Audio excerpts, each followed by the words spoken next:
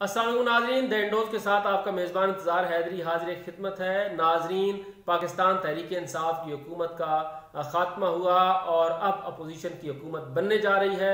कल कायदे ऐवान का इंतखाब होना है। इसके साथ साथ हफ्ते की रात क्या हुआ, इन तमाम चीज़ों के हवाले से हम गुफ्तगू करते हैं। आपने अगर अभी तक हमारा चैनल सब्सक्राइब नहीं किया तो उसे सब्सक्राइब कीजिए और अपनी राय का इजहार ज़रूर कीजिए। नाज़रीन, गुज़िश्ता रात एक आइनी अमल मुकम्मल हुआ और आइन के आर्टिकल 95 और कौमी असम्बली के कवायद ज़वाबित 37 के मुताबिक कार्रवाई हुई और तहरीक अदम एतमाद कामयाब हुई। इस तरह से इमरान खान अपने घर चले गए और 174 वोटों के साथ जैसे ही तहरीक अदम एतमाद कामयाब होती है तो नए कायदे ऐवान के लिए चेयर की तरफ से ऐलान भी कर दिया गया। आज कागजात नामजदगी जमा करवा दिए गए हैं तहरीक इंसाफ की तरफ से भी और मुतहदा अपोजिशन की तरफ से भी। तहरीक इंसाफ की तरफ से शाह महमूद कुरैशी वजीर आजम के नामजद उम्मीदवार हैं, जबकि अपोजिशन की तरफ से मियां शहबाज शरीफ नामजद वजीर आजम के उम्मीदवार हैं।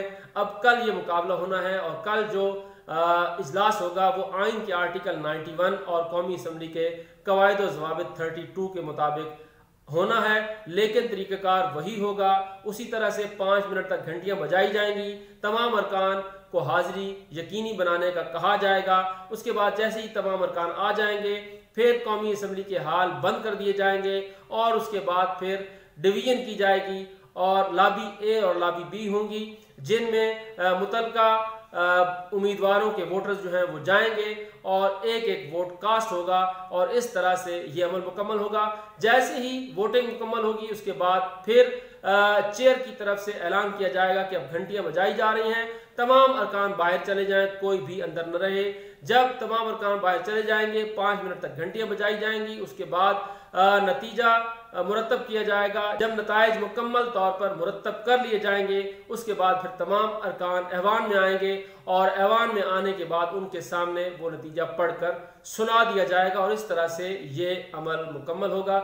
जैसे ही ये अमल मुकम्मल होगा उसके बाद ऐवान सदर की तरफ से शेड्यूल जारी किया जाएगा और सदर मुमलिकत नए वजीर आजम से हल्फ लेंगे और अब जो हल्फ होगा वो 32वें वजीर आजम का होगा जो सदर मुमलिकत की तरफ से लिया जाएगा।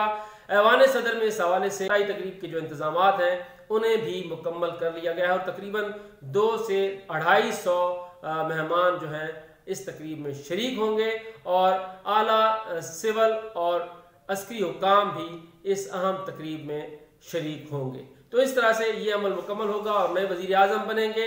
नए वजीर आजम बनेंगे तो फिर उसके साथ ही वो अपनी काबीना भी तश्कील देंगे। Chairman Peoples Party Bilawal Bhutto Zardari को वजारत खारजा दिए जाने का इम्कान है। इसके अलावा मियां नवाज शरीफ की वफाकी काबीना से जो 2 वज़रा थे जिनमें मरियम औरंगजेब और एहसन इकबाल, वो भी शहबाज शरीफ की काबीना में शामिल होंगे।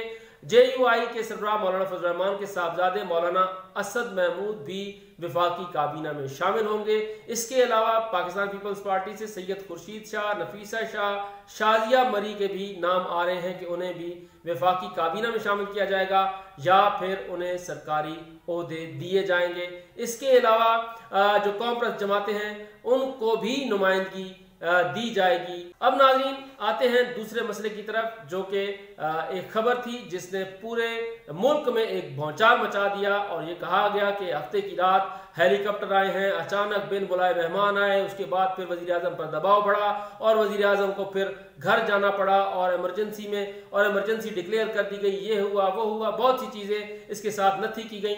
हम सिर्फ आपको इतना कहते हैं कि जो कुछ कहा गया है उसमें कोई हकीकत नहीं है। इसकी तरदीद खुद ISPR की तरफ से भी की गई, वजीर आजम की तरफ से भी की गई और उस वक्त जो वजीर इत्तलात थे उनकी तरफ से भी की गई है। पाकिस्तान एक इस्लामी जमहूरी मुल्क है, पाकिस्तान का एक आइन है, पाकिस्तान का एक कानून है, पाकिस्तान में कुछ कवायद ज़वाबित और रिवायतें हैं।